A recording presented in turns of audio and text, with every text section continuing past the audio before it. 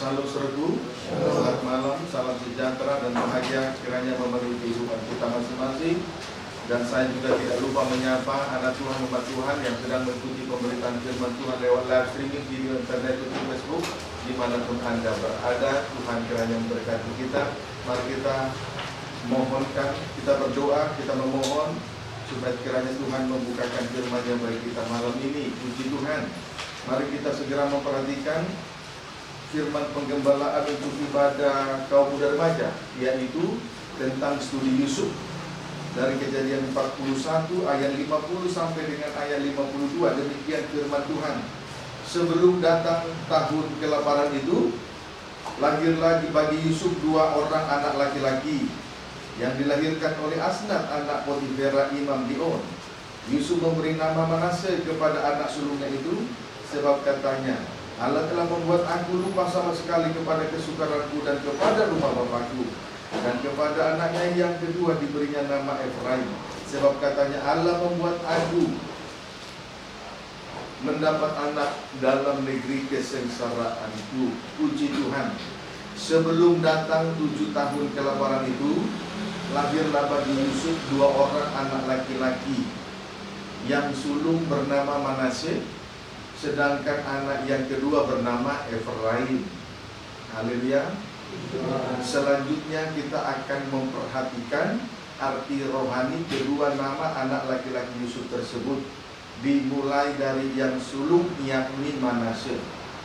Manasye artinya Allah telah membuat Yusuf lupa sama sekali terhadap dua perkara, yaitu satu, Yusuf lupa kepada kesukarannya, dua, Yusuf lupa kepada rumah bapaknya. Puji Tuhan. Sekarang tentang Yusuf lupa kepada kesukarannya. Yusuf lupa kepada kesukarannya. Adapun kesukaran Yusuf dibagi atas 3 fase.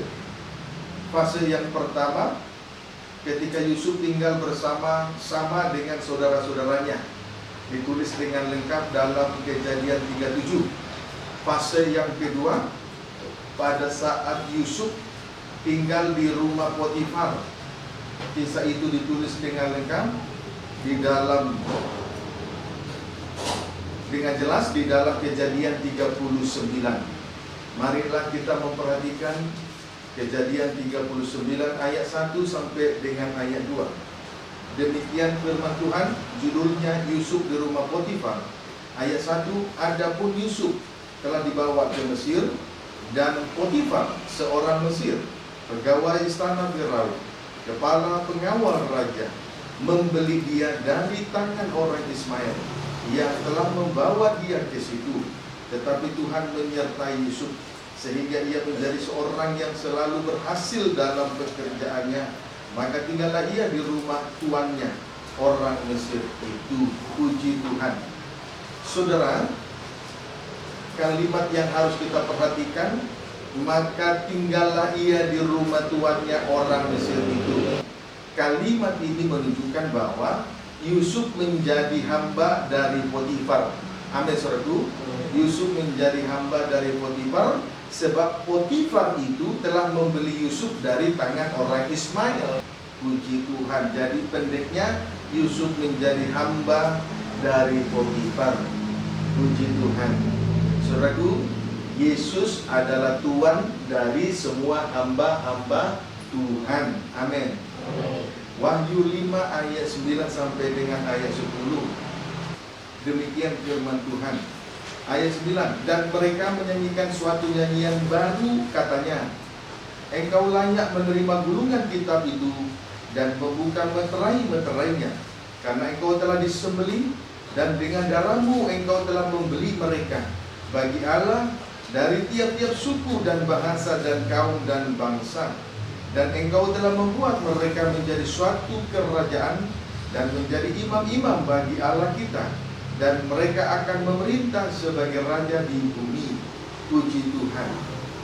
Yesus anak Allah telah disembelih, dan dengan darahnya ia telah membeli mereka bagi Allah dari tiap-tiap suku dan bahasa dan kaum dan bangsa.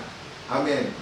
Yesus telah mati di atas kayu salib Lalu ia membeli mereka bagi Allah dari tiap-tiap suku dan bahasa, kaum dan bangsa.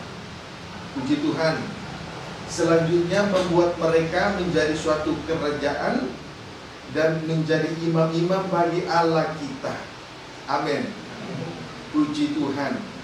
Berbicara tentang kerajaan imam atau imamat rajani menunjuk orang-orang yang melayani Tuhan. Itulah hamba-hamba Tuhan. Dapat dipahami? Yesus anak Allah telah disembelih, mati di atas kayu salib, dan darahnya membeli mereka bagi Allah dari tiap-tiap suku, bahasa, kaum, bangsa. Selanjutnya mereka yang dibeli itu selanjutnya membuat mereka menjadi suatu kerajaan dan menjadi imam-imam bagi Allah kita. Amin. Jadi yang dibeli itu orang-orang yang dibeli dan harganya sudah lunas dengan darah yang mahal. Selanjutnya membuat mereka menjadi suatu kerajaan dan menjadi imam-imam bagi Allah kita. Amin. Berbicara tentang kerajaan imam atau imamat rajani menunjuk orang-orang yang melayani Tuhan. Amin. Orang-orang yang melayani Tuhan disebutlah hamba-hamba Tuhan. Puji Tuhan. Baik, lebih rinci kita lihat di dalam Keluaran 19. Keluaran ayat 1 sampai dengan ayat yang keempat. Demikian firman Tuhan, judulnya Tuhan menampakkan diri di Gunung Sinai. Ayat 1. Pada bulan ketiga, setelah orang Israel keluar dari tanah Mesir, mereka tiba di padang gurun Sinai pada hari itu juga. Ayat 2, setelah mereka berangkat dari Rafidim, tibalah mereka di padang gurun Sinai. Lalu mereka berkemah di padang gurun. Orang Israel berkemah di sana di depan gunung itu. Lalu naiklah Musa menghadap Allah, dan Tuhan berseru dari gunung itu kepadanya, beginilah kau katakan kepada keturunan Yakub, dan kau beritakan kepada orang Israel, kamu sendiri telah melihat apa yang kulakukan kepada orang Mesir, dan bagaimana aku telah mendukung kamu di atas sayap Raja Wali dan membawa kamu kepadaku. Allah telah melepaskan bangsa Israel dari perbudakan Mesir, sebab anak domba Paskah telah disembelih. Amin. Allah telah melepaskan bangsa Israel dari perbudakan Mesir, sebab anak domba Paskah telah disembelih. Dan Allah sendirilah yang mendukung mereka dalam perjalanan selama 40 tahun di padang gurun. Selanjutnya Allah mendukung bangsa Israel dalam perjalanan mereka selama 40 tahun di padang gurun. Pendeknya, bangsa Israel dibawa kepada Allah oleh tangan Allah sendiri. Pendeknya, bangsa Israel dibawa kepada Allah oleh tangan Allah sendiri. Amin. Puji Tuhan. Sekarang Keluaran pasal 19 ayat 5 sampai dengan ayat yang ke-6. Demikian firman Tuhan ayat 5. Jadi sekarang, jika kamu sungguh-sungguh mendengarkan firman-Ku dan berpegang pada perjanjianku, maka kamu akan menjadi harta kesayanganku sendiri dari antara segala bangsa, sebab akulah yang empunya seluruh bumi. Ayat 6, kamu akan menjadi bagiku kerajaan imam dan bangsa yang kudus. Inilah semuanya firman yang harus kau katakan kepada orang Israel. Puji Tuhan. Kalimat pada ayat 5, maka kamu akan menjadi harta Tuhan berkata kepada bangsa Israel, maka kamu akan menjadi harta kesayanganku sendiri dari antara segala bangsa. Kemudian pada ayat 6, kembali Allah berkata, kamu akan menjadi bagiku kerajaan imam dan bangsa yang kudus. Amin. Allah berfirman kepada bangsa Israel, kamu akan menjadi harta kesayanganku sendiri dari antara segala bangsa. Kemudian Allah kembali berkata, kamu akan menjadi bagiku kerajaan imam dan bangsa yang kudus. Kesimpulannya, bangsa Israel adalah satu, menjadi harta kesayangan Tuhan, garis miring milik kepunyaan Allah sendiri. Dua, di antara segala bangsa, sama dengan bangsa yang terpilih. Amin. 2, di antara segala bangsa, menunjuk bangsa yang terpilih. 3, kerajaan imam atau imamah rajani. 4, bangsa yang kudus. Dapat diikuti? Bisa dimengerti? Tadi ayat 5, pada ayat 5 dan 6 Allah berkata kepada bangsa Israel, kamu akan menjadi harta kesayanganku sendiri dari antara segala bangsa. Kemudian Allah berkata, kamu akan menjadi bagiku kerajaan imam dan bangsa yang kudus. Kesimpulannya, bangsa Israel adalah 1, menjadi harta kesayangan Tuhan atau milik kepunyaan Allah sendiri. 2, dari antara segala bangsa, menunjuk bangsa yang terpilih. 3, kerajaan imam atau imamah rajani. 4, bangsa yang kudus. Haleluya. Puji Tuhan. Puji Tuhan. Inilah kebenaran yang harus diketahui oleh semua orang Israel. Inilah kebenaran yang harus diketahui oleh semua orang Israel. Kita semua adalah Israel rohani, dan kita harus mengetahui dalam pengikutan kita kepada Tuhan tidak cukup hanya sekedar beribadah, tetapi kita semua harus mengetahui kita harus dijadikan menjadi suatu kerajaan imam bagi Allah. Jadi banyak orang Kristen hanya mengerti tentang ibadah. Lebih daripada itu, mereka tidak mengerti bahwa sesungguhnya orang Israel harus mengetahui bahwa mereka harus menjadi suatu kerajaan imam. Jadi orang Kristen pun di hari-hari terakhir ini tidak cukup hanya datang beribadah, tapi harus meningkat menjadi suatu kerajaan imam, menjadi pelayan Tuhan. Amin. Amin. Puji Tuhan. Haleluya. Menjadi harta kesayangan Tuhan. Imam-imam itu milik kepunyaan Tuhan, harta kesayangan Tuhan. Kiranya dapat dipahami dengan baik. Sebab itu tidak boleh bermain-main di dalam hal mengikuti Tuhan, apalagi yang sudah diberi kesempatan untuk melayan. Tidak boleh bermain-main. Itu suatu peluang emas, kesempatan emas untuk tetap menjadi harta milik kepunyaan Allah. Tidak boleh tidur-tidur. Tidak boleh tidur rohani. Puji Tuhan. Ulangan 32 ayat 9. Hal yang senada kita bisa temukan kembali di dalam Ulangan pasal 32 ayat yang ke-9. Demikian firman Tuhan. Terlebih dahulu kita baca ayat 9. Tetapi bagian Tuhan ialah umatnya. Yakub ialah milik yang ditetapkan baginya. Saudaraku, bagian Tuhan ialah umatnya, dan Yakub ialah milik yang ditetapkan bagi Tuhan. Yakub ialah milik yang ditetapkan bagi Tuhan, sudah ditetapkan untuk menjadi milik kepunyaan Tuhan, yaitu imamat rajani. Orang-orang yang sudah melayani Tuhan ditetapkan untuk menjadi milik bagi Tuhan, miliknya Tuhan. Amin. Kalau hanya datang beribadah, belum miliknya Tuhan. Tetapi yang ditetapkan untuk menjadi miliknya Tuhan adalah orang-orang yang melayani Tuhan. Kedudukannya menjadi suatu kerajaan imam bagi Allah, suatu kedudukan yang sangat tinggi dan istimewa. Amin. Puji Tuhan. Ayat 10 sampai dengan ayat 11. Didapatinya dia di suatu negeri di padang gurun, di tengah-tengah ketandusan dan auman padang belantara. Dikelilinginya dia dan diawasinya, dijaganya sebagai biji matanya.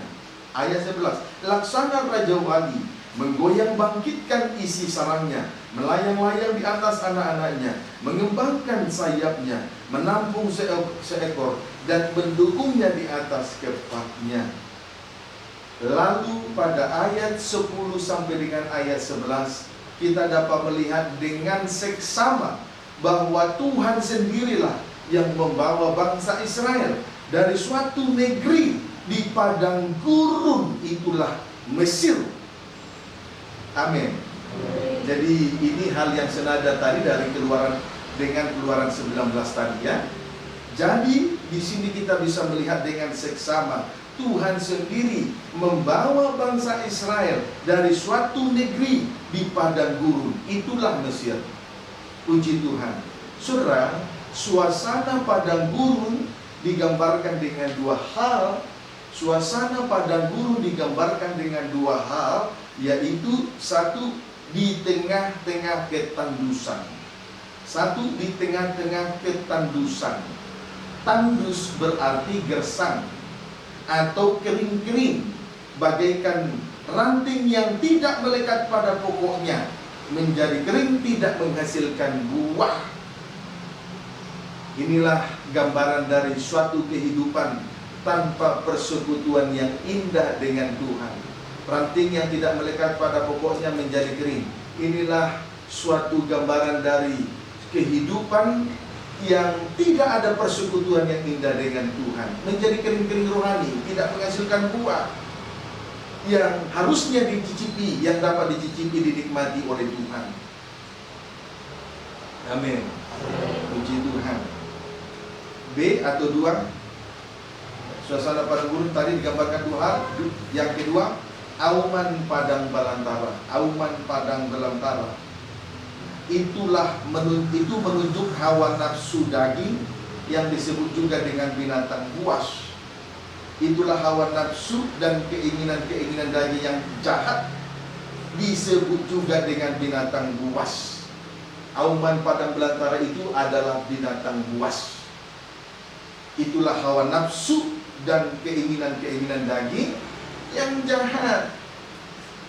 Amin. Puji Tuhan. Jadi saudaraku, demikianlah keberadaan dari bangsa Israel. Sebelum mereka menjadi suatu kerajaan dan imam-imam bagi Allah, Tuhan mendapati kondisi rohani mereka, yaitu berada di tengah-tengah ketandusan dan auman padang belantara. Tetapi pada akhirnya, oleh darah anak domba Paskah yang disembelih itu, mereka dibebaskan, dan Tuhan mendukung mereka dengan kekuatan dua tangannya sampai dibawa kepada suatu ke tanah Kanaan yang dijanjikan itu. Dan mereka mendapat suatu kedudukan, yaitu suatu kerajaan, menjadi suatu kerajaan bagi Allah dan imam-imam bagi Allah. Itulah imamat kerajaan, suatu kedudukan yang sangat tinggi dan istimewa dari suatu kehidupan yang hina. Padang gurun yang tandus tadi, suatu kehidupan yang hina, lalu ditebus dengan darah yang mahal, dan mereka menjadi suatu kerajaan, menjadi suatu Tuhan yang membuat mereka suatu kerajaan, imam-imam bagi Allah, suatu kedudukan yang sangat tinggi dan istimewa. Tetapi sayangnya banyak orang Kristen tidak mengerti kedudukan yang tinggi semacam ini, karena pikiran mereka telah dibutakan oleh ilah zaman. Tetapi malam ini Tuhan datang menjangkau setiap pikiran dan hati kita masing-masing. Lepas pribadi, Tuhan sudah menebus kita. Tentu Tuhan tidak rela melepaskan kita kembali berada di dalam suasana di tengah-tengah ketandusan dan auman padang belantara. Amin. Puji Tuhan. Haleluya. Nah, pendeknya bangsa Israel itu dikelilinginya dan diawasinya, dijaganya sebagai biji mata Tuhan, dijadikan sebagai biji mata Tuhan, laksana Raja Wali, yang mendukung anak-anaknya di atas kepak sayapnya. Laksana Raja Wali yang mendukung anak-anaknya di atas kepak sayapnya. Puji Tuhan. Jadi, saudaraku, imamat rajani atau orang yang melayani Tuhan atau hamba-hamba Tuhan, saudaraku, itu adalah biji mata Tuhan. Dan biji mata Tuhan adalah milik kepunyaan Allah. milik kepunyaan Allah, selalu mendapat dukungan, topangan dari Tuhan. Maka kalau kita melayani Tuhan, saya kira tidak perlu ragu, tidak perlu khawatir soal apa yang akan dimakan, diminum, soal pakaian, soal masa depan, soal dan lain sebagainya. Kalau kita sudah melayani Tuhan, kita adalah biji mata Tuhan yang selalu didukung, ditopang bagaikan kepak sayap Raja Bulu, bagaikan Raja Wali dengan kedua kepak sayap yang mendukung anak-anaknya di atas kepak sayapnya. Jadi kalau sudah melayani, jangan lagi kita, saudaraku, diganggu oleh pikiran-pikiran yang tidak jelas, tidak menentu. Tidak ada orang yang melayani Tuhan, tidak ada imam-imam yang sudah, orang-orang yang sudah melayani Tuhan tidak mendapat topangan dari Tuhan, dukungan dari Tuhan. Karena imam-imam rajani adalah biji mata Tuhan.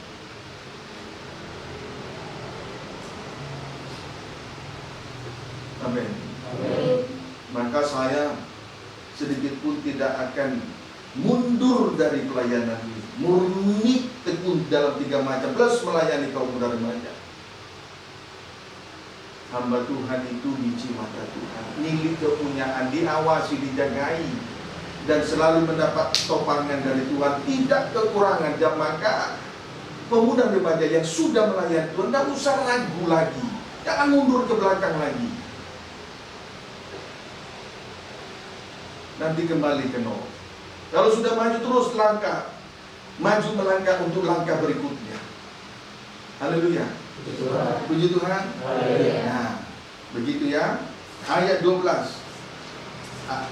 Ulangan 32 ayat 12. Demikianlah Tuhan sendiri menuntun dia, dan tidak ada Allah asing menyertai dia. Kesimpulannya, oleh karena 2 tangan Tuhan yang kuat, bangsa Israel dibawa kepada Allah. Oleh karena 2 tangan Tuhan yang kuat, bangsa Israel dibawa kepada Allah. Tidak ada Allah asing menyertai mereka. Demikian juga kita datang kepada Tuhan, beribadah dan melayani Dia, bukan karena berhala, yaitu harta, kekayaan, uang yang banyak, termasuk kedudukan atau pendidikan yang tinggi. Bukan. Kita datang beribadah, kita datang melayani bukan karena berhala. Dan kita juga dipakai bukan karena berhala. Karena kemurahan dari pertolongan 2 tangan Tuhan yang kuat. Jadi jangan sampai kita melayani dengan bermegah. Amin. Puji Tuhan. Sebab Allah sendiri tidak ada Allah asing menyertai dia. Haleluya, puji Tuhan. Nah, kita bersyukur bahwa Tuhan bahwasanya kasih setianya kekal sampai selama-lamanya. Amin. Sekarang kita sudah melihat bahwa Yusuf menjadi hamba bagi Potifar, karena memang Potifar sudah membeli Yusuf dari tangan orang Ismail dan harganya sudah dibayar dengan lunas. Amin. Demikian juga hamba-hamba Tuhan. Dahulu kita terpuruk di tempat yang paling hina, saudaraku, lalu selanjutnya dibeli dengan harga yang lunas oleh darah Yesus yang berkuasa dalam menebus, lalu membuat mereka menjadi suatu kerajaan.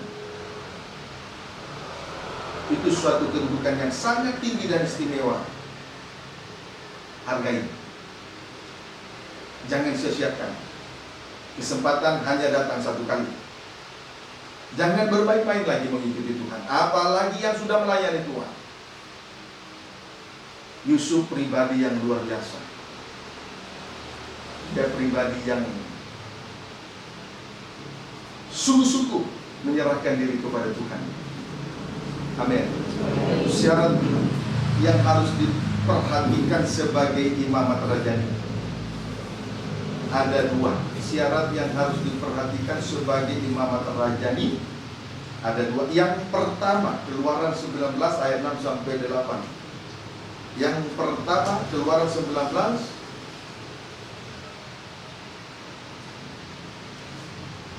Keluaran 19 ayat 6 sampai 8.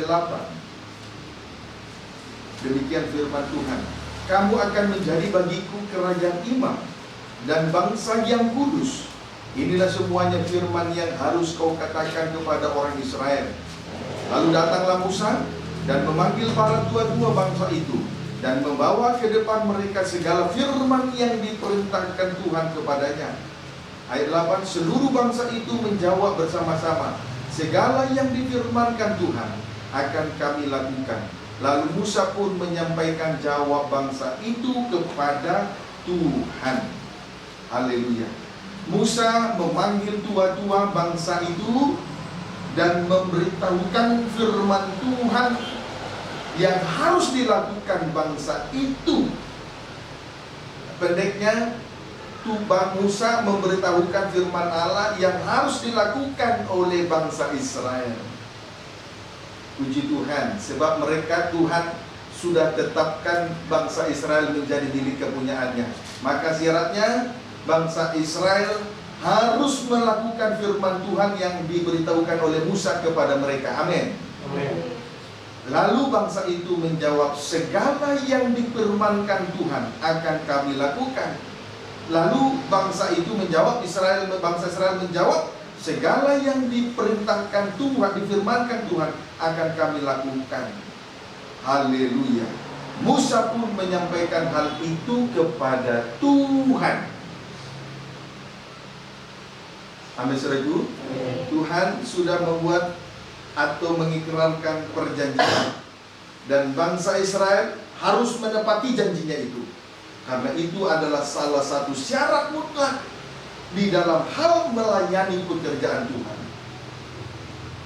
Melakukan firman Tuhan, melakukan firman Tuhan, melakukan perintah dan ketetapan Tuhan yang diperintahkan oleh Tuhan, melakukan ketetapan dan ketentuan yang diperintahkan Tuhan. Amin, saudaraku. Itu syarat untuk melayani Tuhan. Yang pertama, jadi tidak enak-enak tampil sebagai seorang pelayan, sebagai seorang pemimpin pujian, singer, pemain musik, kolektan, tampil begitu seperti hebat, tapi tidak melakukan firman, tidak memenuhi syarat sebagai seorang imam. Syarat untuk melayani Tuhan harus melakukan ketetapan, ketentuan yang diperintahkan Tuhan. Itulah ikrar yang dibuat Tuhan kepada bangsa Israel. Dan bangsa itu menjawab, segala yang difirmankan Tuhan akan kami lakukan. Musa pun menyampaikan hal itu kepada Tuhan. Amin. Haleluya. Ulangan 4 ayat 20. Demikian firman Tuhan. Sedangkan Tuhan telah mengambil kamu dan membawa kamu keluar dari dapur peleburan besi, dari Mesir, untuk menjadi umat miliknya sendiri, seperti yang terjadi sekarang ini. Puji Tuhan. Saudara, Israel dilepaskan dari Mesir. Israel, Ulangan 4 ayat 20. Israel dilepaskan dari Mesir yang digambarkan sebagai peleburan besi untuk menjadi umat miliknya sendiri. Itulah imamat rajani. Amin. Lanjut ayat 23 sampai 26. Demikian firman Tuhan. Hati-hatilah supaya jangan kamu melupakan perjanjian Tuhan tadi ya. Amin. Hati-hatilah supaya jangan kamu melupakan perjanjian Tuhan Allahmu yang telah diikatnya dengan kamu dan membuat bagimu patung yang menyerupai apapun oleh Tuhan, yang oleh Tuhan Allahmu dilarang kau perbuat. Ayat 24, sebab Tuhan Allahmu adalah api yang menghanguskan, Allah yang cemburu. Ayat 25, apabila kamu beranak cucu dan kamu telah tua di negeri itu, lalu kamu berlaku busuk dengan membuat patung yang menyerupai apapun juga, dan melakukan apa yang jahat di mata Tuhan Allahmu, sehingga kamu menimbulkan sakit hatinya, maka aku memanggil langit dan bumi menjadi saksi terhadap kamu pada hari ini, bahwa pastilah kamu habis binasa dengan segera dari negeri kemana kamu menyeberangi sungai Yordan untuk mendudukinya. Tidak akan lanjut umurmu di sana, tetapi pastilah kamu punah. Syarat yang harus diperhatikan, hati-hati supaya jangan melupakan perjanjian Tuhan Allah yang telah diikatnya dengan bangsa itu. Jangan melepaskan diri dari perjanjian yang sudah terikat dengan Tuhan, yaitu melakukan firman Tuhan. Amin. Berarti jangan berlaku busuk. Maksudnya, jangan membuat patung yang menyerupai apapun, serta melakukan apa yang jahat, sebab itu menimbulkan sakit hati Tuhan. Sebab itu menimbulkan sakit hati Tuhan. Lebih jauh Ulangan 7 ayat 6. Lebih jauh Ulangan 7. Ayo yang sudah melayani Tuhan, ayo mengikatkan diri dengan perjanjian, mengikatkan diri dengan janji dengan Tuhan, mengikatkan diri dengan perjanjian dengan Tuhan. Amin. Berarti tetap melakukan apa yang sudah ditetapkan oleh Tuhan. Itu harus dilakukan. Ulangan pasal 7 ayat 6. Ulangan pasal 7 ayat 6. Demikian firman Tuhan. Sebab engkaulah umat yang kudus bagi Tuhan Allahmu, engkaulah yang dipilih oleh Tuhan Allahmu dari segala bangsa di atas muka bumi, untuk menjadi umat kesayangannya. Saudaraku, umat yang kudus, yang dipilih, umat kesayangan, menunjuk imamat rajani, itulah orang yang melayani Tuhan. Amin. Ayat 7-8. Bukan karena lebih banyak jumlahmu dari bangsa manapun juga, maka hati Tuhan terpikat olehmu dan memilih kamu. Bukankah kamu ini yang paling kecil dari segala bangsa? Tetapi karena Tuhan mengasihi kamu dan memegang sumpahnya yang telah diikrarkannya kepada nenek moyangmu, maka Tuhan telah membawa kamu keluar dengan tangan yang kuat dan menebus engkau dari rumah perbudakan, dari tangan Firaun, raja Mesir. Saudara, Tuhan memilih dan terpikat kepada bangsa Israel bukan karena jumlah mereka banyak, bukan karena mereka hebat dan dahsyat, tetapi karena Tuhan mengasihi dan membuat sumpahnya yang telah diikrarkannya kepada nenek moyang bangsa Israel. Puji Tuhan. Sekali lagi, Tuhan memilih dan terpikat kepada bangsa Israel bukan karena jumlah mereka banyak, bukan karena mereka hebat dan dahsyat, tetapi karena Tuhan mengasihi mereka serta membuat sumpahnya yang telah diikrarkannya kepada nenek moyang bangsa Israel. Puji Tuhan. Ayat 9. Sebab itu haruslah kau ketahui bahwa Tuhan Allahmu, dialah Allah yang setia, yang memegang perjanjian dan kasih setianya terhadap orang yang kasih kepadanya dan berpegang pada perintahnya sampai kepada beribu-ribu keturunan. Ayat 9, saudaraku, Tuhan setia kepada orang yang mengasihi Tuhan dan yang berpegang kepada perintahnya. Saudara, ayat 9, Tuhan setia kepada orang yang mengasihi Tuhan dan yang berpegang kepada perintahnya. Amin, saudaraku. Haleluya. Sebab itu, saudaraku, perhatikan, Tuhan setia kepada orang yang mengasihi Tuhan dan berpegang kepada perintahnya. Perhatikanlah ini dengan baik-baik. Puji Tuhan. Adapun ikatan perjanjian antara Allah dengan bangsa Israel, adapun ikatan perjanjian antara Allah dengan Israel, Ulangan 5 ayat 7-9. Ulangan 5 ayat 7 sampai dengan ayat yang ke-9. Boleh mulai ayat 6 sampai dengan ayat yang ke-9.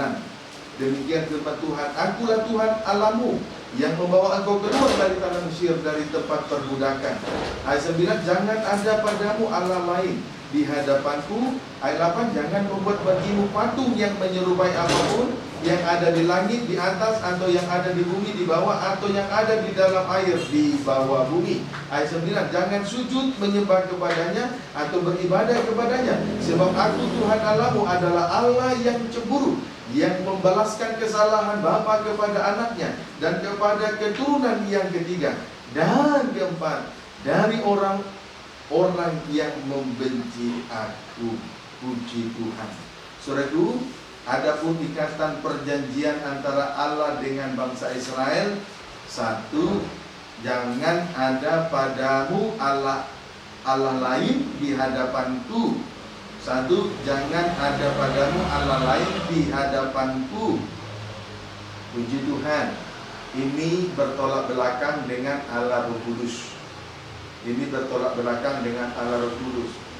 Saudaraku, kalau seseorang hidup di dalam penyembahan berhala, misalnya meninggalkan ibadah dan pelayanan karena sibuk dengan pekerjaan, usaha, bisnis, kuliah, perkara-perkara lahiriah lainnya, itu semua berhala. Itu bertentangan sekali dengan Allah Roh Kudus, dengan segala kegiatan-kegiatan yang ada di dalamnya. Sebab itu, saudaraku, jangan ada padamu Allah lain di hadapanku. Jangan ada ikatan-ikatan lain. Jangan ada berhala-berhala yang lain, kesibukan-kesibukan yang lain. Itu bertolak belakang dengan Allah Roh Kudus. Amin, saudaraku. Kalau kita terikat dengan ibadah dan pelayanan, maka juga ada kegiatan roh di tengah-tengah ibadah itu sendiri. Dapat dipahami. Dua, jangan membuat bagimu patung. Dua, jangan membuat bagimu patung. Hal ini bertolak belakang dengan tabiat dari Allah Anak, yaitu Yesus Kristus. Amin, saudaraku. Puji Tuhan. Tiga, jangan sujud kepadanya dan beribadah kepadanya. Bertolak belakang dengan tabiat dari Allah Bapa, yaitu kasih. Bertolak belakang dengan tabiat dari Allah Bapa, yaitu kasih. Jadi, satu, jangan ada padamu Allah lain di hadapanku. Bertolak belakang dengan tabiat dari Allah Roh Kudus. Dua, jangan membuat bagimu patung. Bertolak belakang dengan tabiat dari Allah Anak. Puji Tuhan. Sangkal diri pikul salib. Tiga, jangan sujud kepadanya dan beribadah kepadanya. Bertolak belakang dengan tabiat dari Allah Bapa, yaitu kasih. Puji Tuhan. Inilah ikatan perjanjian antara Allah dengan bangsa Israel. Dan bangsa Israel sudah terikat dengan perjanjian itu. Dan Musa sendiri yang menyampaikan perkara itu, hal itu kepada Tuhan. Dan mereka tidak boleh mengingkari perjanjian itu. Supaya Allah Trinitas, supaya tabiat dari Allah Trinitas, supaya Allah Trinitas dengan tabiatnya tidak tersakiti, tidak ternodai. Amin. Ayat 10. Tetapi aku menunjukkan kasih setia kepada beribu-ribu orang, yaitu mereka yang mengasihi aku dan yang berpegang pada perintah-perintahku. Selanjutnya, Tuhan akan menunjukkan kasih setianya kepada beribu-ribu orang, yaitu yang mengasihi Tuhan. Satu, yang mengasihi Tuhan. Yang mengasihi Tuhan. Haleluya. Saudaraku, di dalam kitab Ulangan, orang yang mengasihi Tuhan itu dikatakan di dalam Ulangan pasal 6 ayat 5 dan 8, orang yang mengasihi Tuhan itu merupakan tanda di tangan dan sebagai tanda di dahi. Orang yang mengasihi Tuhan di dalam Ulangan pasal 6 ayat 5 sampai 8 itu merupakan tanda di tangan, bagaikan saudaraku tali sembahyang yang terikat di tangan dan menjadi lambang di dahi. Amin, saudaraku. Sebab itu biarlah saudaraku di dalam seluruh alam pemikiran kita ini betul-betul mengasihi Tuhan dengan segenap hati, segenap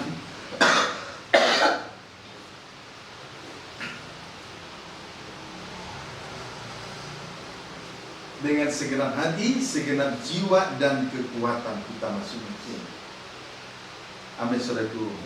Kemudian, 2, berpegang kepada perintah-perintahnya. Tadi kan Tuhan menunjukkan kasih setianya kepada beribu-ribu orang, yaitu 1, yang mengasihi Tuhan.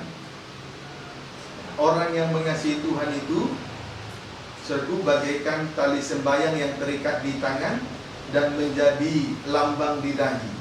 Biarlah seluruh alam pemikiran kita ini betul-betul mengasihi Tuhan dengan segenap hati, segenap jiwa, dan kekuatan kita masing-masing, sesuai dengan Ulangan 6 ayat 5-8. Amin, saudaraku. Tapi jangan seperti ahli Taurat dan orang Farisi, melayani Tuhan dengan maksud supaya dilihat oleh orang lain, sehingga mereka memakai tali sembahyang yang lebar-lebar.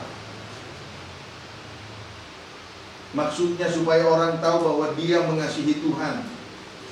Dapat dipahami, saudaraku.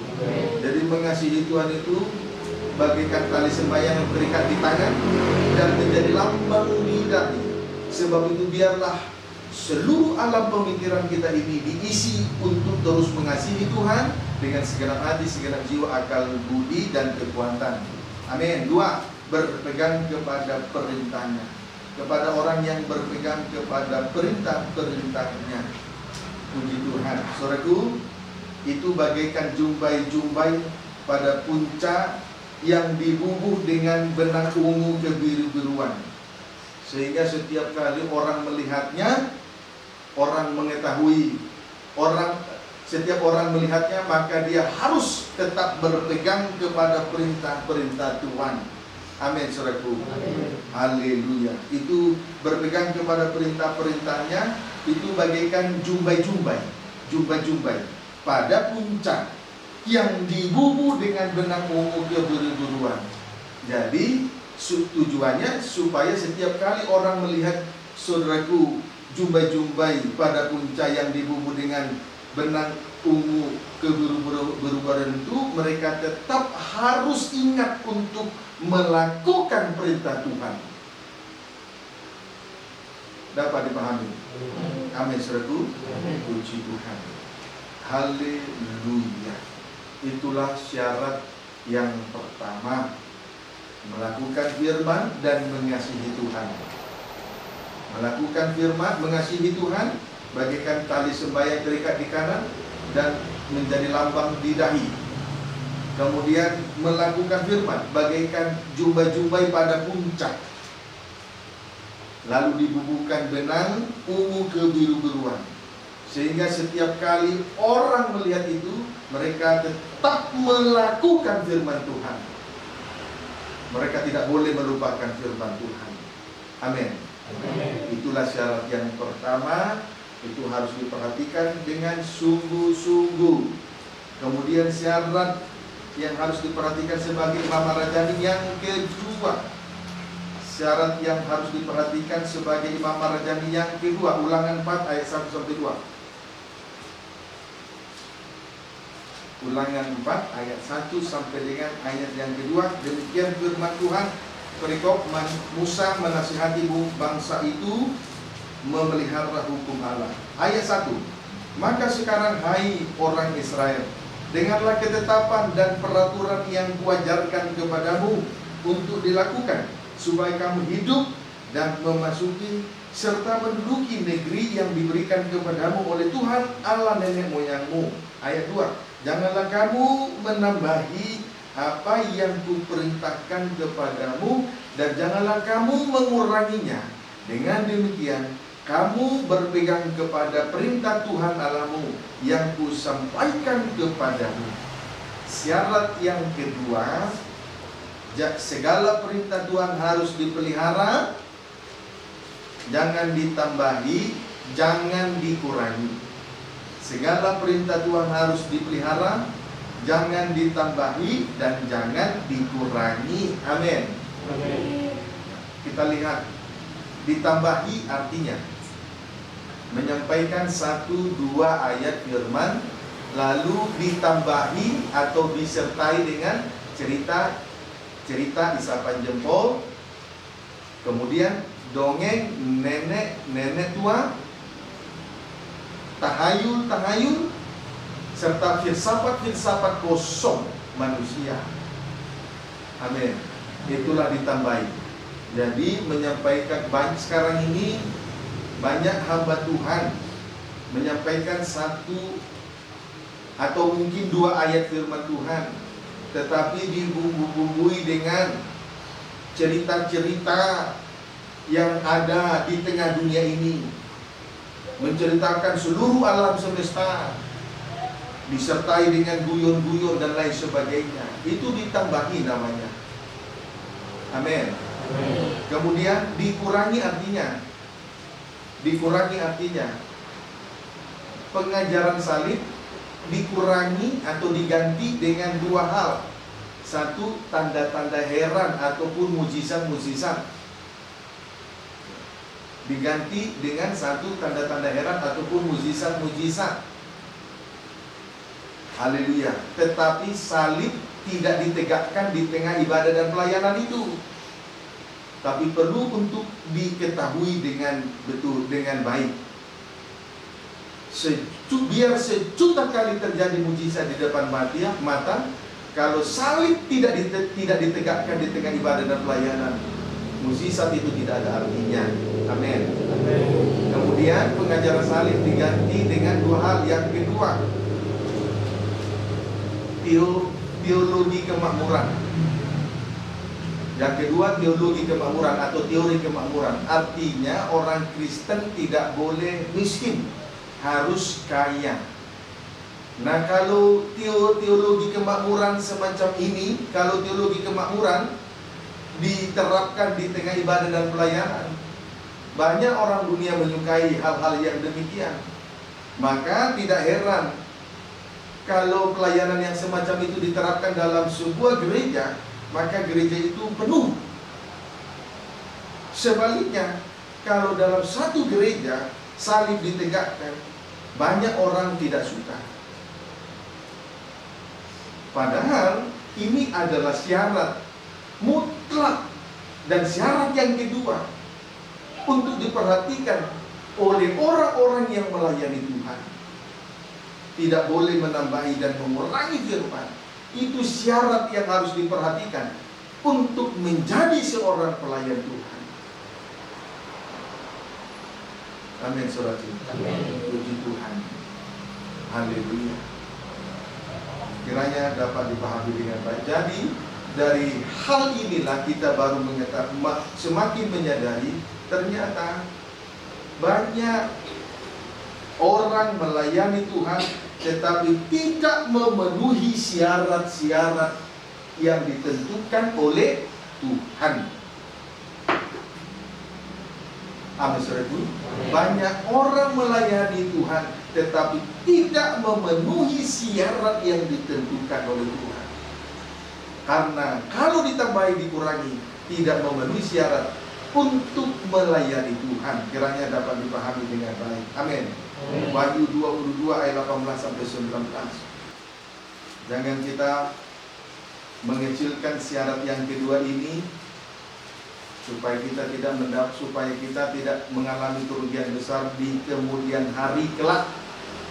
Wahyu 22 ayat 18 sampai 19. Aku bersaksi kepada setiap orang yang mendengar perkataan-perkataan nubuat dari kitab ini. Jika seorang menambahkan sesuatu kepada perkataan-perkataan ini, maka Allah akan menambahkan kepadanya malapetaka yang tertulis dalam kitab ini.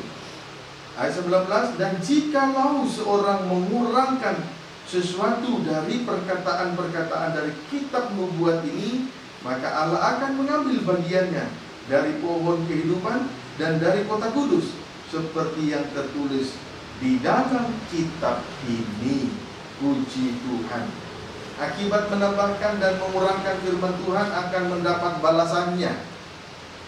Di sini akan mendapat balasan atau menerima balasannya. Puji Tuhan. Akibat menambahkan, kepadanya ditambahkan malapetaka yang ada di dalam kitab Wahyu. Akibat menambahkan, kepadanya akan ditambahkan malapetaka yang ada di dalam kitab Wahyu. Wahyu, mari kita lihat malapetaka yang dimaksud di dalam kitab Wahyu pasal 16 ayat 2 sampai dengan ayat 17. Wahyu pasal 16 ayat 2 sampai dengan ayat 17. Puji Tuhan. Mari kita lihat pembacaannya. Kitab Wahyu 16 ayat 2 sampai 17. Wahyu 16 ayat 2 sampai dengan ayat 3 terlebih dahulu. Maka pergilah malaikat yang pertama, dan ia menumpahkan, judulnya ya, ketujuh malapetaka. Amin. Perhatikan, ketujuh malapetaka. Ayat 2 sampai ayat 4. Maka pergilah malaikat yang pertama, dan ia menumpahkan cawannya ke atas bumi. Maka timbullah bisul yang jahat dan yang berbahaya pada semua orang yang memakai tanda dari binatang itu dan yang menyembah patungnya. Ayat 3. Dan malaikat yang kedua menumpahkan cawannya ke atas laut. Maka airnya menjadi darah, seperti darah orang mati, dan matilah segala yang bernyawa yang hidup di dalam laut. Ayat 4. Dan malaikat yang ketiga menumpahkan cawannya atas sungai-sungai dan mata-mata air, dan semuanya menjadi darah. Loncat ayat yang ke-8. Dan malaikat yang keempat menumpahkan cawannya ke atas matahari, dan kepadanya diberi kuasa untuk menghanguskan manusia dengan api. Kemudian ayat yang ke-10. Dan malaikat yang kelima menumpahkan cawannya ke atas tahta binatang itu, dan kerajaannya menjadi gelap, dan mereka menggigit lidah mereka karena kesakitan. Ayat yang ke-12. Dan malaikat yang ke-6 menumpahkan cawannya ke atas sungai yang besar, sungai Efrat, lalu keringlah airnya, supaya siaplah jalan bagi raja-raja yang datang dari sebelah timur. Ayat yang ke-17. Dan malaikat yang ke-7 menumpahkan cawannya ke angkasa, dan dari dalam bait suci kedengaranlah suara yang nyaring dari tahta itu, katanya, sudah terlaksana. Puji Tuhan. Baik, adapun ketujuh malapetaka tersebut. Malapetaka yang pertama. Malapetaka yang pertama terjadi atas bumi. Terjadi atas bumi. Malapetaka yang pertama terjadi atas bumi. Amin. Maka timbullah bisul yang jahat dan yang berbahaya pada semua orang yang menerima tanda menerima cap 666 di tangan kanan dan di dahi, dan yang menyembah patung binatang itu. Amin. Puji Tuhan. Saudaraku, pendeknya, malapetaka yang pertama terjadi atas bumi. Timbullah bisul yang jahat dan yang berbahaya. Bisul yang jahat ini adalah bisul yang berbahaya. Itulah kanker. Amin. Kanker itu dimulai dari bisul kecil sampai bisul besar, dan sampai nanti menjalar. Dan kalau sudah akar-akarnya menjalar, maka akan mematikan manusia. Puji Tuhan. Amin, saudaraku. Dapat dipahami? Bisul yang berbahaya itu, saudaraku, saya ulangi lagi, bisul yang jahat dan berbahaya itu kanker. Persamaan kanker itu sama seperti perkataan-perkataan dari nabi-nabi palsu, menjalar seperti kanker, dan itu akan menyakitkan, dan itu akan membunuh manusia. Amin, saudaraku. Jadi nabi palsu itu bisul. Kalau ada pemberitaan yang palsu, itu bisul. Dapat dipahami? Dan jangan suka dengar firman yang ditambahkan. Malapetaka yang kedua terjadi atas laut. Malapetaka yang kedua terjadi atas laut, sehingga airnya menjadi darah. Sehingga airnya menjadi darah. Puji Tuhan. Malapetaka yang ketiga terjadi atas sungai-sungai dan mata-mata air, dan semuanya menjadi darah. Air sungai, mata air menjadi darah. Itu malapetaka yang terjadi yang ketiga. Sungai-sungai, mata-mata air, dan semuanya menjadi darah. Air tawar menjadi darah. Puji Tuhan. Malapetaka yang keempat terjadi atas matahari. Terjadi atas matahari, kepadanya diberi kuasa untuk menghanguskan manusia dengan api. Terjadi atas matahari untuk menghanguskan manusia dengan api. Hari-hari ini sudah mulai terjadi hal ini sudah mulai terjadi. Ya, di India panas yang begitu tinggi 50 derajat Celcius. Kemudian baru-baru ini tidak lama, beberapa minggu lalu terjadi di Amerika. Sampai semua ember-ember yang bersifat karet dan plastik semua hancur oleh karena panas matahari. Bahkan rumah pun, mobil ada yang terbakar hangus. Ini malapetaka yang keempat, terjadi atas matahari untuk menghanguskan penduduk bumi. Amin.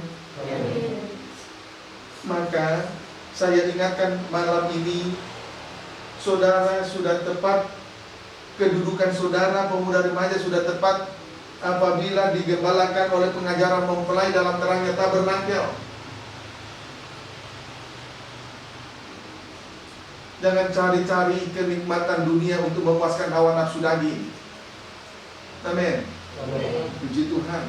Malapetaka yang kelima menimpa terjadi atas tahta binatang itu, atau menimpa atas kerajaan antikris, sehingga kerajaannya menjadi gelap. Menimpa tahta antikris sehingga kerajaannya menjadi gelap. Kemudian mereka menggigit lidah mereka karena kesakitan. Mereka menggigit lidah mereka karena kesakitan. Puji Tuhan, menggigit lidah karena kesakitan. Kalau lidah digigit, jadi malapetaka yang kelima tadi menimpa tahta antikris, ya, amin. Kerajaannya menjadi gelap. Kemudian mereka menggigit lidah mereka karena kesakitan. Lidah digigit karena merasa sakit. Kalau lidah digigit, maka mulut tidak dapat memuliakan Tuhan. Amin. Berarti kehidupan mereka semakin hari semakin jauh dari Tuhan. Kemudian malapetaka yang keenam terjadi atas sungai Efrat. Malapetaka yang keenam terjadi atas sungai Efrat. Lalu keringlah airnya, siaplah jalan bagi raja-raja yang datang dari sebelah timur. Jadi kalau sungai Efrat itu sudah kering, siaplah raja-raja yang datang dari sebelah timur. Amin, saudaraku. Itulah mereka yang sudah dibawa masuk di dalam pembentukan tubuh Kristus yang sempurna dari timur sampai ke barat. Maka mau tidak mau kita harus terima pengajaran mempelai dalam terangnya tabernakel. Suatu kali nanti memang sungai Efrat ini akan ditimpa oleh malapetaka yang keenam. Kalau sungai Efrat ini sudah kering, siaplah raja-raja dari timur. Siapa mereka raja-raja yang datang dari timur? Mereka itulah yang masuk dalam pembentukan tubuh Kristus yang sempurna, dari timur sampai ke barat, dari pintu gerbang sampai kepada ruangan masuk. Amin. Jadi Tuhan sangat menghargai imamat rajani. Itu sebabnya di atas tadi saya sudah katakan bahwa kita datang kepada Tuhan tidak cukup hanya beribadah, tetapi harus menjadi harta kesayangan milik kepunyaannya sendiri. Itulah imamat rajani. Kalau orang tidak mau melayani Tuhan dengan sungguh-sungguh, dengan benar dalam tabisan yang benar, dalam tabisan yang suci, itu adalah orang yang tidak mengerti tentang kerajaan surga. Pikiran sempit, sementara surga tidak sesempit pemikiran manusia. Amin. Kemudian malapetaka yang ketujuh menimpa angkasa, lalu dari dalam bait suci kedengaranlah suara yang nyaring dari tahta itu, katanya sudah terlaksana. Lalu dari dalam bait suci terdengar suara sudah terlaksana, berarti sudah selesai. Apa sudah selesai? Sudah terlaksana berarti sudah selesai. Semua segala sesuatu yang ada di atas muka bumi ini sudah selesai, termasuk kegiatan daripada Tritunggal dari setan. Termasuk kegiatan daripada Tritunggal dari setan, naga, antikris, dan nabi palsu. Itu sebabnya pada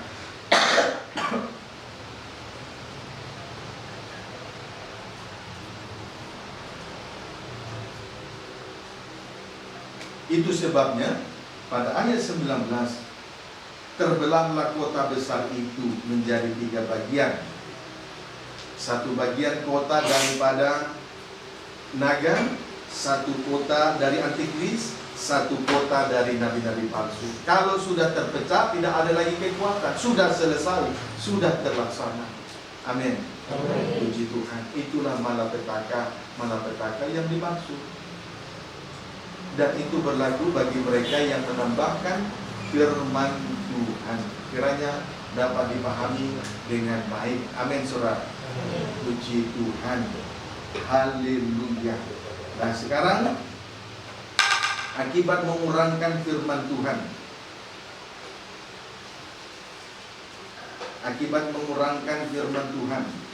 kita baca kembali Wahyu pasal 22 ayat yang ke-19. Demikian firman Tuhan. Jikalau seorang mengurangkan sesuatu dari perkataan-perkataan dari kitab nubuat ini, maka Allah akan mengambil bagiannya dari pohon kehidupan dan dari kota kudus, seperti yang tertulis di dalam kitab ini. Perhatikan baik-baik.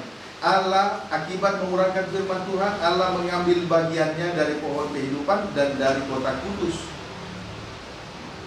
Allah mengambil bagiannya dari pohon kehidupan dan dari kota kudus. Sejenak kita melihat tentang pohon kehidupan di dalam kitab Wahyu pasal 22 ayat yang kedua. Demikian firman Tuhan. Di tengah-tengah jalan kota itu, yaitu di seberang menyeberang sungai itu, ada pohon-pohon kehidupan yang berbuah 12 kali, tiap-tiap bulan sekali. Dan daun pohon-pohon itu dipakai untuk menyembuhkan bangsa-bangsa. Lihat, pohon kehidupan itu berbuah 12 kali. Pohon kehidupan itu, Wahyu 22 ayat 2. Pohon kehidupan itu berbuah 12 kali, tiap-tiap bulan sekali. Itu 12 kali berbuah 12 kali, itu menuju kepada pengejaran rasul-rasul. Amin. Berbuah 12 kali, pohon kehidupan itu berbuah 12 kali.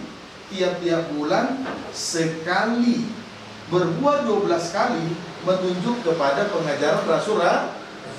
Sebab 12 murid, 12 buah, berbuah 12 kali itu murid-murid, itu gambaran dari murid-murid atau rasul-rasul. Sedangkan pohon kehidupan itulah pribadi Yesus Kristus. Jadi pohon kehidupan itu berbuah 12 kali, tiap-tiap bulan sekali. Berbuah 12 kali itulah menunjuk pengajaran rasul. Amin. Itulah buah pohon kehidupan, pengajaran rasul-rasul. Lihat pengajaran rasul-rasul. Kisah Rasul pasal 2 ayat 42. Demikian firman Tuhan. mulai pembacaan ayat 1, orang-orang yang menerima perkataannya itu memberi diri dibaptis, dan pada hari itu jumlah mereka bertambah kira-kira 3.000 jiwa. Ayat 42, mereka bertekun dengan pengajaran rasul-rasul, 12 rasul, dan dalam persekutuan, dan mereka selalu berkumpul untuk memecahkan roti dan berdoa. Adapun pengajaran rasul-rasul ialah bertekun dalam bertekun dalam persekutuan. 2, bertekun dalam memecahkan roti. 3, bertekun dalam berdoa. Jelas ini menunjuk ketekunan dalam 3 macam ibadah pokok. Amin. Puji Tuhan. Tekun dalam persekutuan sama dengan tekun dalam ibadah raya minggu disertai dengan kesaksian. Kemudian tekun dalam memecahkan roti sama dengan tekun dalam ibadah pendalaman Alkitab disertai dengan perjamuan suci. Kemudian tekun dalam berdoa sama dengan tekun dalam ibadah doa penyembahan. Inilah pengajaran rasul-rasul atau berbuah 12 kali. Puji Tuhan. Amin, saudaraku. Amin. Puji Tuhan. Haleluya. Kemudian kita kembali membaca Wahyu 2 ayat 7.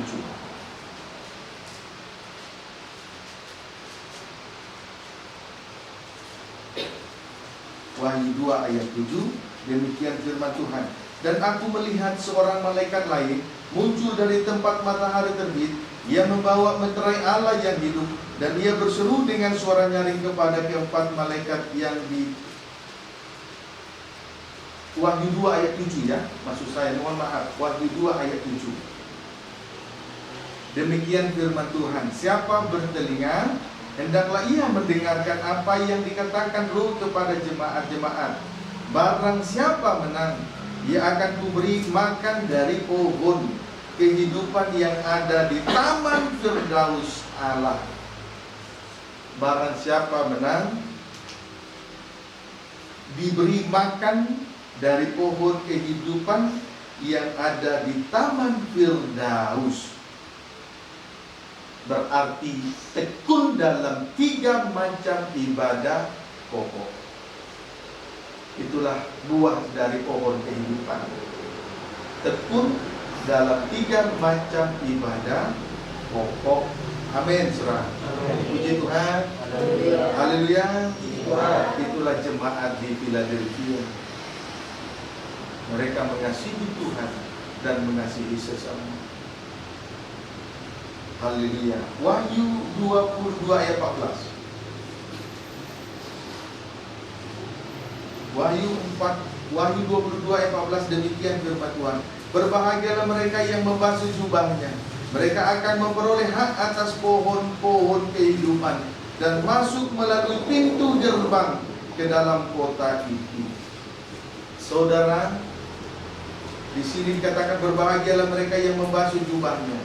Mereka akan memperoleh hak atas pohon-pohon kehidupan dan masuk melalui pintu-pintu gerbang ke dalam kota itu. Saudara, kehidupan yang menikmati pohon kehidupan, mereka yang akan menikmati buah pohon kehidupan adalah orang yang menghargai korban Kristus. Adalah orang yang menghargai korban Kristus. Mencuci jubah dan menjadikannya putih di dalam darah anak domba. Berarti menghargai korban Kristus. Mereka itulah yang akan menikmati buah dari buah pohon kehidupan. Berarti sebaliknya, orang yang mengurangkan firman Tuhan, maka Allah akan mengambil bagiannya dari pohon kehidupan. Tidak akan menikmati buah dari pohon kehidupan. Dan berarti tidak tekun dalam 3 macam ibadah pokok, dan kemudian tidak pernah mengalami penyucian terhadap dosa. Sebab darah Yesus tidak berlaku atas mereka. Dapat dipahami? Dapat dipahami? Darah Yesus tidak berlaku atas mereka. Puji Tuhan.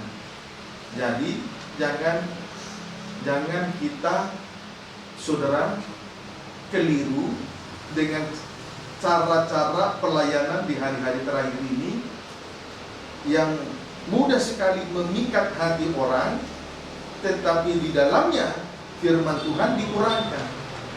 Sebab itu kita tidak melihat yang lahirianya, kita tidak melihat kuantitasnya.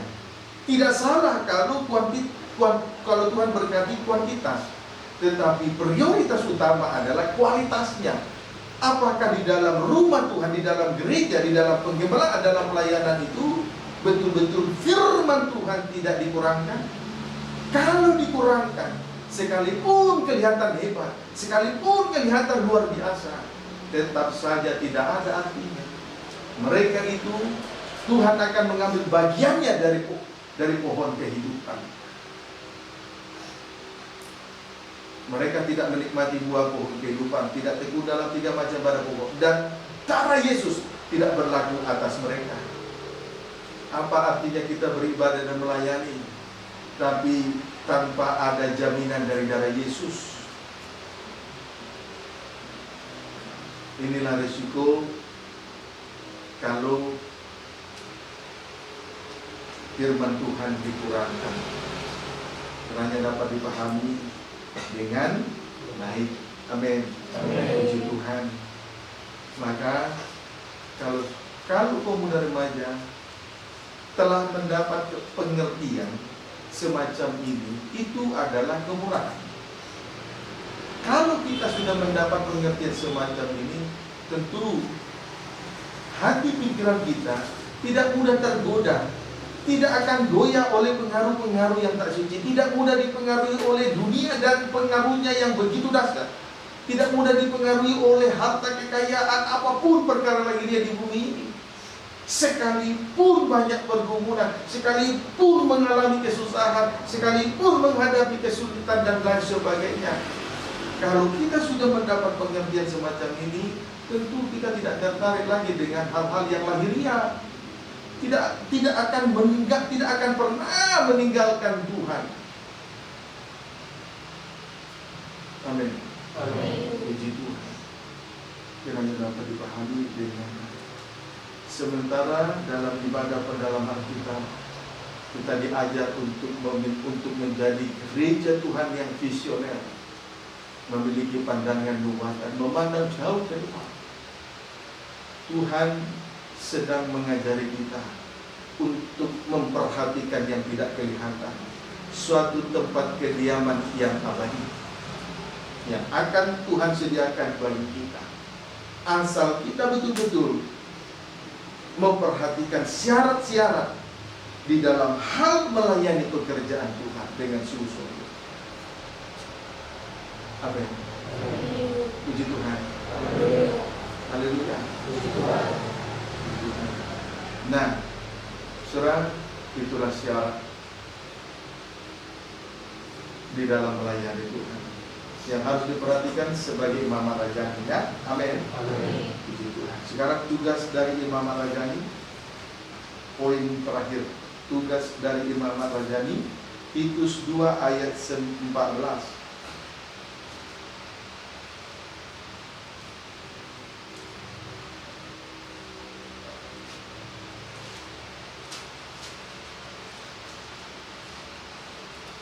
Titus 2 ayat yang ke-14, demikian firman Tuhan.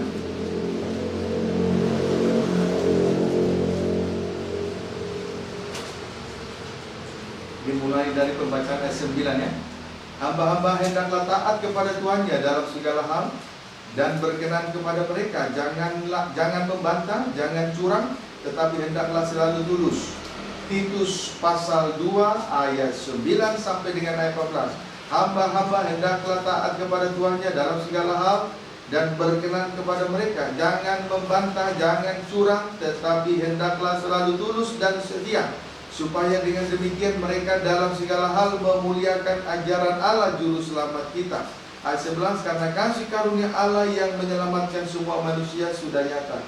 Ia mendidik kita supaya kita meninggalkan kefasikan dan keinginan-keinginan duniawi, dan supaya kita hidup bijaksana, adil dan beribadah dalam dunia sekarang ini, dengan menantikan penggenapan pengharapan kita yang penuh bahagia dan penyataan kemuliaan Allah yang Maha Besar dan Juru Selamat kita Yesus Kristus. Ayat 14, yang telah menyerahkan dirinya bagi kita untuk membebaskan kita dari segala kejahatan dan untuk menguduskan bagi dirinya suatu umat kepunyaannya sendiri yang rajin berbuat baik. Jadi tugas dari imamat rajani, tugas dari seorang pelayan Tuhan, hamba-hamba Tuhan, rajin berbuat baik. Rajin berbuat baik berarti rajin sama dengan tidak malas di dalam hal berbuat baik. Berbuat baik bukan ukurannya bukan manusia, tetapi ukurannya adalah salib. Kalau berbuat baik ukurannya manusia, kita bisa mengelabui manusia dengan doa yang panjang-panjang. Kita bisa mengelabui manusia dengan kemunafikan dari orang Farisi. Tetapi rajin berbuat baik ukurannya harus menjadi salib. Tolak ukurnya harus salib. Sangkal diri memikul salib. Itu tugas dari imamat rajani. Rajin berbuat baik. Tolak ukurnya adalah salib. Amin. 1 Petrus 2 ayat 9.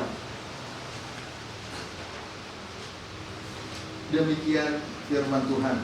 Tetapi 1 Petrus 2 ayat 9, tetapi kamulah bangsa yang terpilih, imamat yang rajani, bangsa yang kudus, umat kepunyaan Allah sendiri.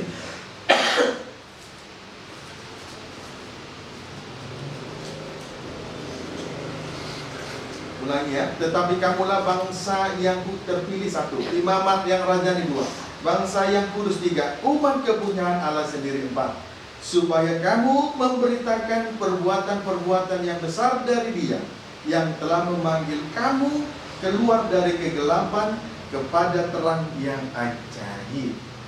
Jadi, saudaraku, tugas dari imamat rajani sudah jelas di sini, untuk memberitakan perbuatan-perbuatan yang besar dari Dia. Untuk memberitakan perbuatan-perbuatan yang besar. Karya Allah yang terbesar adalah salib di Golgota. Maka kalau kita rajin berbuat baik, yang menjadi tolak ukurnya adalah salib di Golgota. Amin. Amin. Puji Tuhan. Biarlah kiranya kita senantiasa memberitakan perbuatan-perbuatan yang besar dari Allah. Rajin berbuat baik, ukurannya adalah salib di Golgota. Itulah karya Allah terbesar. Dimanapun kita berada, kita harus memberitakan perbuatan yang besar dari Allah. Rajin berbuat baik, tolak ukurnya salib di Golgota. Dimanapun kita berada, dimanapun pemuda remaja berada, di tempat bekerja, di tempat kuliah, dimanapun komunitasnya, tetaplah beritakan perbuatan-perbuatan yang besar dari Dia. Rajin berbuat baik, tolak ukurnya salib di Golgota. Sebab itulah karya Allah yang terbesar. Amin. Jangan berubah-berubah. Jangan berubah-berubah. Di rumah Tuhan, seperti malaikat. Lepas dari rumah Tuhan, lepas dari ibadah dan pelayanan, sikapnya kembali kepada sama seperti manusia duniawi. Berubah-berubah. Tidak tetap, tidak setia. Tuhan tidak berkenan. Tetapi yang Tuhan mau dari seorang, yang Tuhan tuntut dari seorang imam rajani, tugasnya adalah rajin berbuat baik. Tolak ukurnya salib di Golgota. Tugas dari imam rajani memberitakan perbuatan-perbuatan yang besar dari Allah. Karya Allah terbesar, salib di Golgota. Itu yang diberitakan. Rajin berbuat baik. Tidak boleh malas memikul salib. Tidak boleh ditentukan oleh situasi kondisi keadaan. Rajin berbuat baik. Demikianlah kehidupan daripada Yusuf di mata Potifar. Kalau nanti kita baca Kejadian 39 ayat 3 dan seterusnya, itu sebabnya Potifar sangat diberkati sekali. Baik rumahnya, baik ladangnya, sangat diberkati oleh Tuhan. Oleh karena keberadaan daripada Yusuf, sehingga Potifar ini tidak perlu lagi repot-repot mengurus seluruh segala sesuatu yang ada di dalam rumahnya, kecuali urusan makan minum di atas meja. Amin. Puji Tuhan. Haleluya. Kiranya dapat dipahami.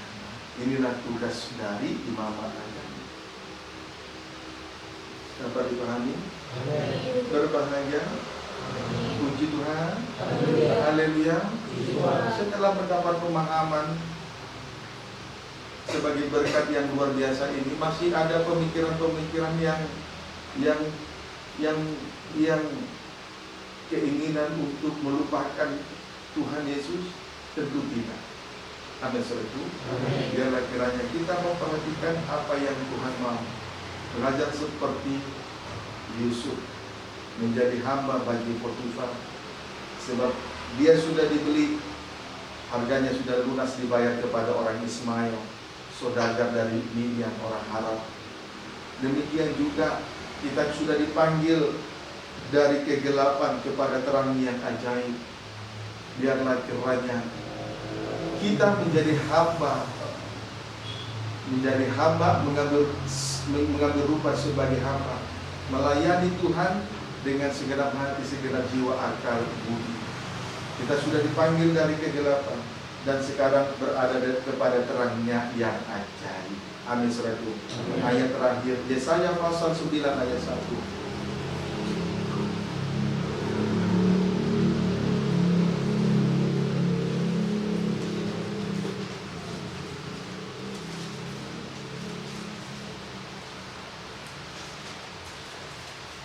Lihat, demikian firman Tuhan. Bangsa yang berjalan di dalam kegelapan telah melihat terang yang besar. Mereka yang diam di negeri kekelaman, atasnya terang telah bersinar. Amin, saudaraku. Atasnya terang telah bersinar.